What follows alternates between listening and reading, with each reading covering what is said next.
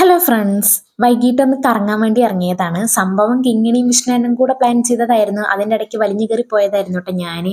വിഷ്ണുവേട്ടൻ പറയുന്നത് കിങ്ങിണി നമുക്കൊന്ന് കറങ്ങിയിട്ട് വരാം. അത് കേട്ട ഞാൻ സഹിക്കോ, ഞാൻ വീട്ടിലിരിക്കോ, ഇരിക്കില്ല. ഞാനും അവരെ കൂടെ ചാടി പുറപ്പെട്ടു പോയി.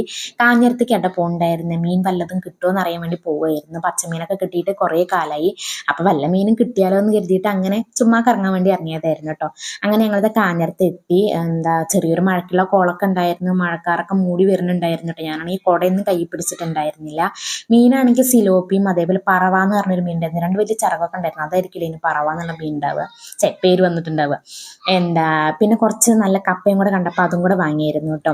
പിന്നെ കറങ്ങി കറങ്ങി അവസാനം കാഞ്ഞിരപ്പുഴ ഡാം ഉദ്യാനം വരെ എത്തിയിട്ടുണ്ടായിരുന്നു. പിന്നെ അവിടെ നിന്ന് റിട്ടേൺ അടിച്ച് ഞങ്ങൾ ചർക്കപ്പടി വഴി പോയിട്ട് ഒന്ന് ചായയും കൂടെ കുടിച്ചിട്ട് വരാമെന്ന് കരുതി കേട്ടോ. ചായ കുടിയുടെ പ്ലാനും ഞാൻ ഇട്ടതായിരുന്നു. വിഷ്ണുവിന് മീൻ മേടിക്കേണ്ട പ്ലാൻ മാത്രമേ ഉണ്ടായിരുന്നുള്ളൂ കേട്ടോ. അങ്ങനെ നല്ലൊരു കട കണ്ടപ്പോൾ ചായയും പഴംപൊരിയും അതേപോലെ കായ ബജ്ജിയും പറഞ്ഞിട്ടുണ്ടായിരുന്നു. സംഭവം കായ ബജ്ജി എനിക്കുള്ളതായിരുന്നു. പക്ഷേ കിങ്ങിണി വെറുതെ ഇരിക്കും. കിങ്ങിണി അത് തട്ടിപ്പറിച്ച് മേടിച്ച് തിന്നിയിരുന്നു. വിഷ്ണുവിൻ്റെ ഈ ചായ കുടി കാണുമ്പോൾ എന്തോ വശപ്പശക്ക് തോന്നണില്ലേ? എനിക്കത് തോന്നിയായിരുന്നു. എന്തോ ആലോചിച്ചിരുന്നു ചായ കുടിക്കാൻ. ഞാനത് പറഞ്ഞ് കളിയാക്കുമായിരുന്നു. കളിയാക്കി അവസാനം എന്തായി, ചായ മൊത്തം തട്ടിമറിഞ്ഞ് അത് കൂടെ പോയി. ഡ്രസ്സിൽ കൂടി നിലത്ത് കൂടെയും ടേബിളിൽ കൂടെ ഒക്കെ പോയിട്ടുണ്ടായിരുന്നു.